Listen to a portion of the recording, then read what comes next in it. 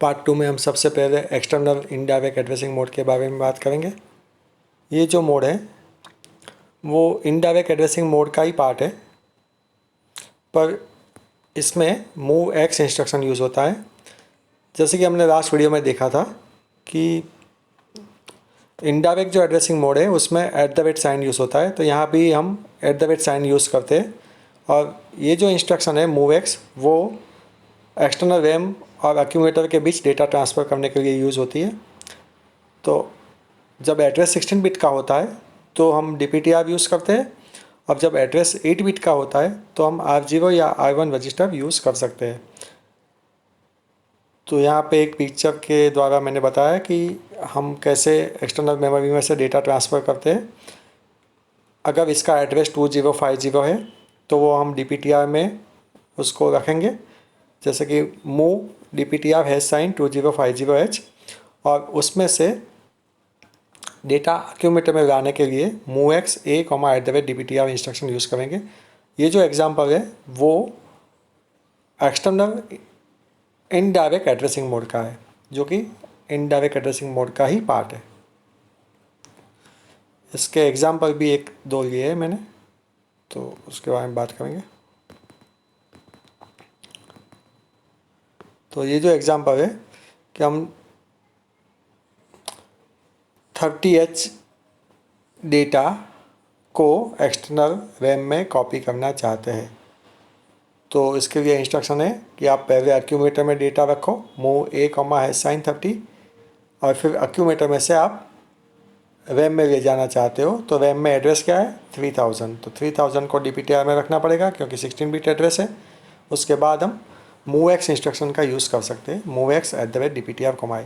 जो ये 3 इंस्ट्रक्शन का यूज़ करके हम 30 को 3000 के अंदर कॉपी कर सकते हैं।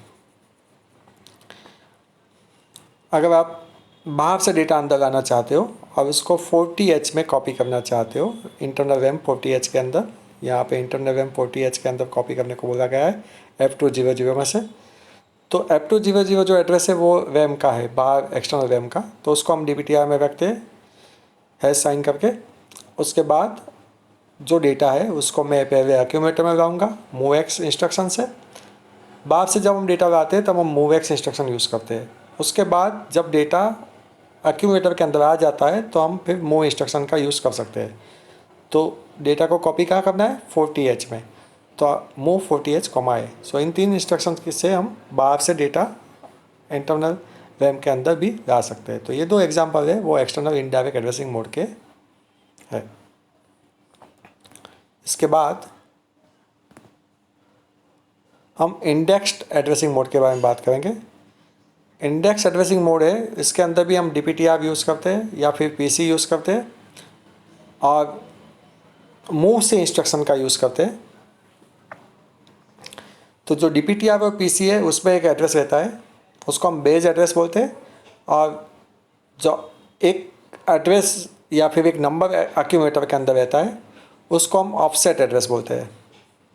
मोस्टली ये जो मोड है वो लुकअप टेबल को एक्सेस करने के लिए यूज़ होता है। लुकअप टेबल यूज़ होता है कि आप कोई डेटा स्टोर करना चाहते हो, जैसे कि मैं 7 सेगमेंट कोड स्टोर करना चाहता हूँ, या फिर मैं कुछ नंबर स्टोर करना चाहता हूँ, जैसे कि थर्मोकपल का टेबल स्टोर करना चाहता हूँ। थर्मोकपल में नॉन लीनियरिटी होती है, तो हम वो डेटा एक टेबल के अंदर स्टोर कर सकते हैं और उसको फिर मिलीवॉट के कंपैरिजन में डिस्प्ले कर सकते हैं। तो लुकअप टेबल के कई सारे यूजेस हैं, तो इसमें से हम 7 सेगमेंट का तो यूज़ करते ही है। जैसे कि आप 7 सेगमेंट टेबल स्टोर करते हो तो उसमें ये यूज़ होता है। तो DPTR या PC में आप बेस एड्रेस रखते हो और एक्यूमुलेटर में ऑफसेट एड्रेस रखते हो, ठीक है, और दोनों को मिला के एक इफेक्टिव एड्रेस बनता है। तो कभी कभी हम इसको इंडेक्स एड्रेसिंग या बेस प्लस इंडेक्स एड्रेसिंग बोलते हैं, based index addressing, base plus index addressing, तो दोनों नाम से जाना जाता है, इंडेक्स एड्रेसिंग या फिर बेस्ड इंडेक्स एड्रेसिंग। ओके, तो इसका एक एग्जांपल हम देखते हैं।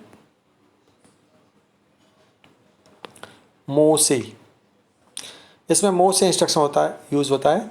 Move C A comma at the rate A plus D P T R. यहाँ पे A and D P T R को मिला के एक एड्रेस बनता है। ए में ऑफसेट एड्रेस रहता है, डी पी टी आर में बेस एड्रेस रहता है। या फिर आप लिख सकते हो move C A comma at the rate A plus P C. तो पी सी में आपका बेस एड्रेस रहता है और एक्यूमुलेटर में ऑफसेट।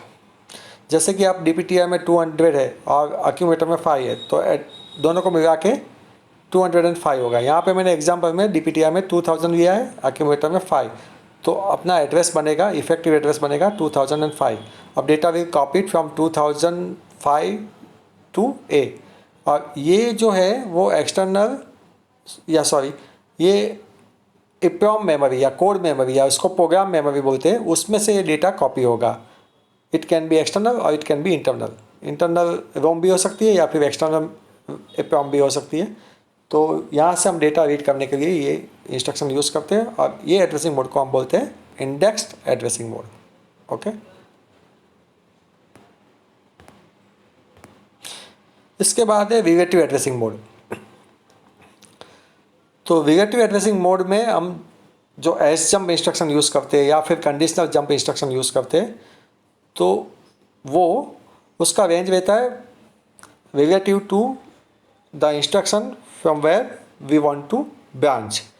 +127 या -128 लोकेशंस का उसका एड्रेसिंग रेंज रहता है जहाँ से हम जंप करवाना चाहते हैं। तो कंडीशनल जंप या फिर एस जंप इंस्ट्रक्शन की रेंज लिमिटेड है +127 टू -128। और when we are using that instructions जैसे कि JC, JNC या S jump या jump if 0 या फिर कोई jump not bit wise instruction, वो सब की रेंज है +127 टू -128। और इस मोड को हम बोलते हैं रिलेटिव एड्रेसिंग मोड। ओके, तो इसका एक एग्जांपल है यहाँ पे, जो रेंज यहाँ पे बताया गया है -128 टू +127 डी। यहाँ पे एच नहीं है, सॉरी, ये डी है। +127 डी टू -128 डेसिमल में ये रेंज है। ओके, सो यहाँ पे एच गलती से लिखा गया है। सो ये जो जंप 0 ओवर है, वो जंप 0 और ओवर के बीच का रेंज है, that can be between the -128 to +127। ये एबो भी हो सकता है, ये बिलो भी हो सकता है, इसलिए -2 प्लस रेंज है। ओके, तो ओवर का एड्रेस मतलब पीछे भी जा सकता है या फिर आगे भी जा सकता है।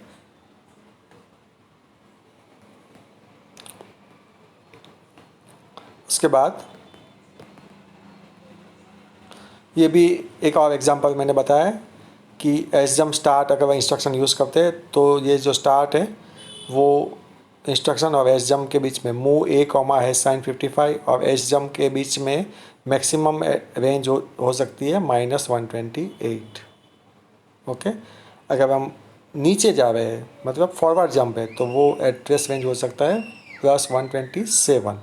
ओके, इसके बाद एब्सोल्यूट एड्रेसिंग है। जैसे कि हमने एस जंप इंस्ट्रक्शन देखा, इसी तरह का इंस्ट्रक्शन है ए जंप, पर इसका रेंज है 2K और इसका एड्रेस 11 बिट से बनता है।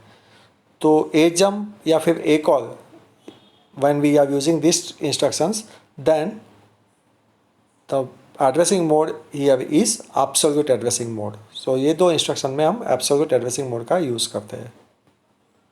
2K बाइट के अंदर वो रहता है। अब एक और मोड है जो उसको बोलते हैं हम लॉन्ग एड्रेसिंग। तो जैसे कि एस जंप, ए जंप, ऐसे एक और इंस्ट्रक्शन है एल जंप।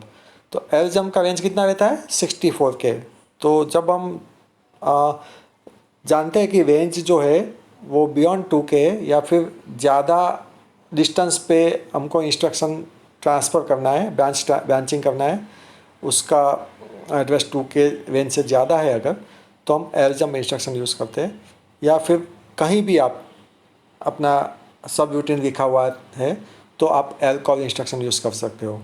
हमारे पास दो इंस्ट्रक्शन है, ए कॉल, एल कॉल। ए कॉल यूज़ होता है 2K के लिए, 2K के बीच में अगर वो प्रोग्राम है, तो अगर उससे ज़्यादा रेंज है तो हम एल कॉल इंस्ट्रक्शन यूज़ कर सकते हैं। तो ये जो मोड है उसको हम बोलते हैं long addressing mode. So here we conclude the addressing modes. तो कौन कौन से एड्रेसिंग मोड है एक बार हम रिवाइज कर लेते हैं। immediate addressing mode, register addressing mode, direct addressing mode, then indirect addressing mode, then external indirect addressing mode, then indexed addressing mode या फिर उसको बोलते हैं base plus index addressing mode, then relative addressing mode, then absolute addressing mode and lastly long addressing mode. Okay, so I hope कि ये 2 video की help से आप एड्रेसिंग मोड को ठीक तरह से समझ पाएंगे. ये एग्ज़ाम के लिए इम्पॉर्टेंट क्वेश्चन है. बहुत सारी एग्ज़ाम में ये क्वेश्चन आता है कि आप एड्रेसिंग मोड एक्सप्लेन करो. और एड्रेसिंग मोड का नॉलेज इसलिए भी यूज़फुल है कि आप जब प्रोग्रामिंग करते हो तो आप किस तरह से डेटा को एक्सेस करना चाहोगे, तो उसके लिए आपको एड्रेसिंग मोड जानना ज़रूरी है. जैसे कि हम लूप वाले जो प्रोग्राम यूज़ करते हैं इसमें ज़्यादातर इनडायरेक्ट एड्रेसिंग मोड यूज़ होता है. So thank you for watching this video. Bye.